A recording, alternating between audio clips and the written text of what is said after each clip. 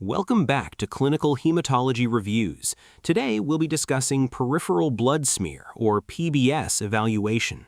In the clinical hematology laboratory, the PBS evaluation serves as the definitive gold standard diagnostic reflex to confirm automated analyzer results and investigate cellular abnormalities. Direct microscopic visualization allows us to detect subtle morphological hallmarks of hematologic and systemic disease that automated instruments cannot fully characterize. A systematic approach to smear evaluation is vital for ensuring accurate patient results and catching life-threatening pathologies early. Throughout this review, we will explore every step of the process, from specimen preparation and multi-tier optical microscopy to field estimations, mathematical corrections, and critical review criteria. Masterful smear evaluation requires strict adherence to standardized protocols, precise quantitative validation, and sound clinical interpretation. Smear evaluation follows a structured, multi-tiered optical microscopy protocol that progresses systematically through 3 distinct magnification levels. We begin at low power with a 10x objective yielding 100x total magnification, transition to a 40x high dry objective at 400x total magnification, and finish with 100x oil immersion objective, providing 1,000 times total magnification. Each optical step serves a dedicated diagnostic purpose. Low power and high dry utilize air as the optical medium, whereas the 100x objective requires type A or type B immersion oil to match the refractive index of the glass slide. This progressive approach ensures you evaluate broad smear architecture before assessing cellular distribution and ultimately resolving fine intracellular details. Smear evaluation starts with proper specimen collection using dipotassium or tripotassium EDTA stored at 18 to 25 degrees Celsius. Smears must be prepared and examined within 2 to 4 hours of collection. Allowing whole blood to sit beyond 4 hours induces significant pre-analytical artifacts, including leukocyte necrobiosis, artifactual cytoplasmic vacuolization, and platelet swelling. Macroscopically, an acceptable wedge smear covers 2/3 to 3/4 of the total slide length and displays clearly visible lateral margins that do not touch the glass edges. It should have a gradual, uniform shape and end in a straight, smooth, square feathered edge. When tilted under light, the optimal reading zone displays a uniform translucent pink-purple sheen. Smear examination follows a 4-step sequence. Step 1 is the low-power survey using the 10x objective to evaluate overall stain quality, cell distribution, and screen for parasites or large abnormal cells. Step 2 uses the 40x high-dry objective to locate the uniform monolayer and perform leukocyte field estimations.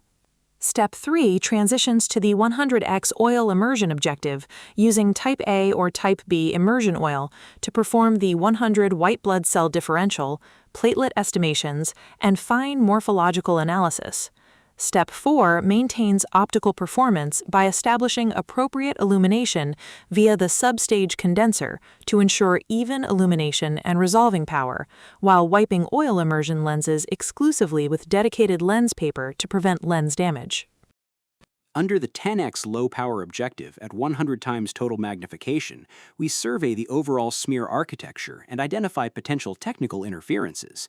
This step allows us to scan for fibrin microclots, which indicate in vitro coagulation, as well as platelet clumping that causes automated pseudo-thrombocytopenia. Low power is also essential for inspecting the feathered edge and lateral boundaries for leukocyte margination. Larger cells, such as rogue blasts, monocytes, and circulating megakaryocyte fragments, are often swept toward the outer margins during smear preparation. Morphological evaluation must never take place in the thick body, where overlapping red cells create false rouleaux, or at the extreme feathered edge, where flattened cells produce false spherocytosis. Moving to the 40x high-dry objective at 400 times total magnification, our first goal is to locate the optimal monolayer target zone. In this area, erythrocytes are lying flat, evenly distributed, and just touching without overlapping or distorting. Once in the monolayer, we perform a quantitative white blood cell field estimate by counting total leukocyte across 10 consecutive high-power fields. We divide the sum by 10 to find the mean leukocyte count per field and multiply by 2,000 to calculate the estimated WBC count per microliter.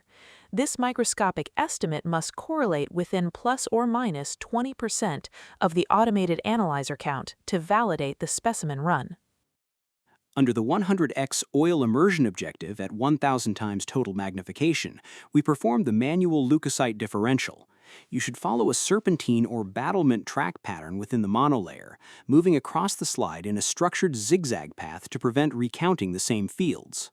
The differential requires classifying 100 consecutive nucleated leukocytes into their respective lineages.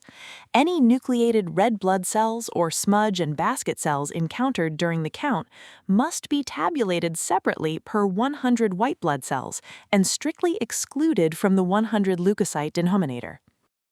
Under oil immersion, we also perform a quantitative platelet estimation within the monolayer to confirm automated platelet enumeration.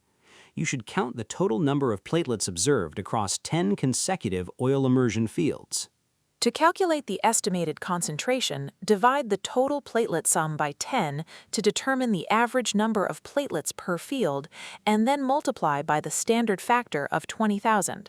The resulting value gives the estimated platelet count per microliter, which validates analyzer accuracy and identifies discrepancies caused by giant platelets or satellitism.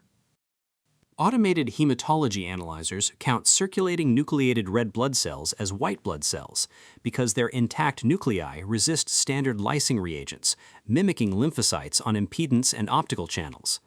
Whenever a manual differential identifies 5 or more NRBCs per 100 white blood cells, a mathematical correction must be applied to the analyzer's automated total count.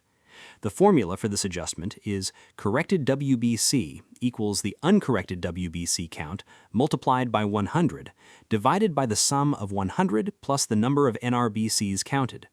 Applying this mathematical correction ensures we eliminate false leukocyte elevations caused by circulating normoblasts.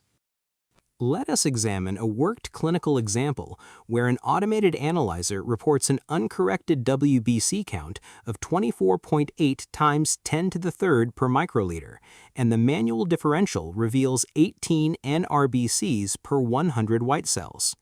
Because 18 exceeds the threshold of 5, we applied the correction formula. Multiplying 24.8 by 100 yields 2,480.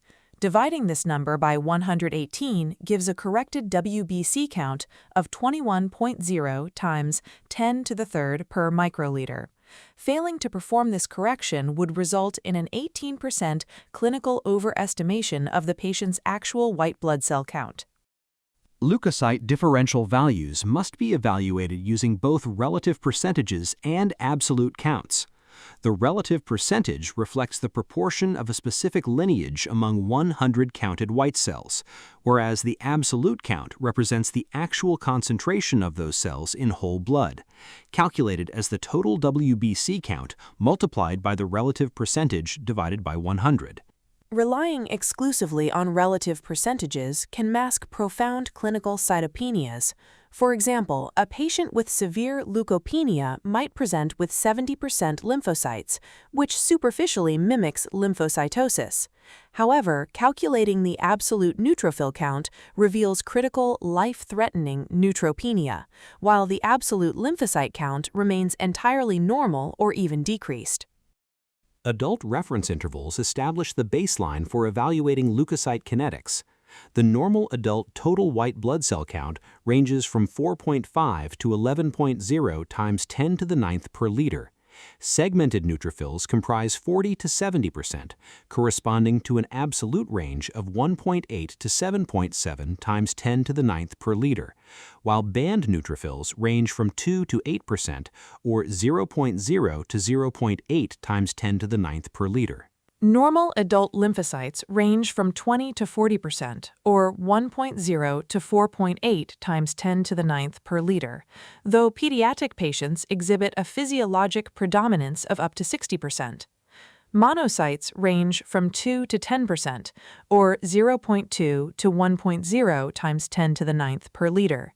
Eosinophils range from 1 to 7%, or 0.05 to 0.5 times 10 to the ninth per liter, and basophils range from 0 to 1%, or 0.0 to 0.1 times 10 to the ninth per liter. Standardized morphological grading uses three distinct tiers based on the proportion of affected cells. Slight, or 1+, indicates that up to 25% of the evaluated cells display the abnormality. Moderate, or 2+, spans 25 to 50%, while marked, or 3+, represents greater than 50% of evaluated cells. Specific cellular inclusions carry critical diagnostic weight. Leukocyte inclusions include Auer rods, which are pathognomonic for acute myeloid leukemia, Dolly bodies, toxic granulation, and phagocytosed intracellular bacteria. Erythrocyte inclusions include Howell-Jolly bodies, composed of DNA remnants, basophilic stippling from precipitated RNA, iron-containing Pappenheimer bodies, and dense hexagonal hemoglobin C crystals. Standard red cell parameters follow established percentage thresholds across the grading tiers. Anisocytosis, microcytosis, macrocytosis, and hypochromia are classified as slight at 1 to 10%, moderate at 11 to 20%, and marked when exceeding 20% of the red cell population. However, high-impact morphologic findings and unique poikilocytes follow a more sensitive scale. Polychromatia, spherocytes, and schistocytes are graded as slight at 1 to 4%, moderate at 5 to 20%, and marked when greater than 20%, ensuring that clinically significant hemolysis or red cell fragmentation is rapidly highlighted. Pre-analytical interferences require immediate troubleshooting and corrective action. EDTA-dependent platelet satellitism occurs when autoantibodies cause platelets to rosette around neutrophils and monocytes, leading to pseudothrombocytopenia and artifactual leukocytosis. When detected, the specimen must be redrawn in a 3.2% sodium citrate tube, and the resulting platelet and leukocyte counts must be multiplied by 1.11 to adjust for the 9:1 dilution. Fibring microclots represent another critical interference resulting from inadequate mixing or traumatic venipuncture. Fibrin strands trap leukocytes and platelets, completely invalidating all complete blood count parameters. A specimen containing microclots cannot be corrected mathematically and must be rejected immediately, documented, and recollected via a fresh atraumatic redraw. Quality control protocols require validating automated instrument values against manual microscopic estimates, correcting white blood cell counts whenever NRBCs meet or exceed 5 per 100 leukocytes, and adhering strictly to standard universal precautions by wearing full personal protective equipment and discarding slides in rigid biohazard sharps containers. Furthermore, we must immediately escalate critical findings for pathologist review whenever a smear contains circulating blasts, promyelocytes, intracellular microorganisms, or schistocytes exceeding 1%. Today, we covered the comprehensive evaluation of peripheral blood smears, detailing smear architecture, multi-tiered optical microscopy, field estimations, leukocyte correction formulas, absolute differential calculations, and quality control protocols. Thank you for joining us, and we will see you next time.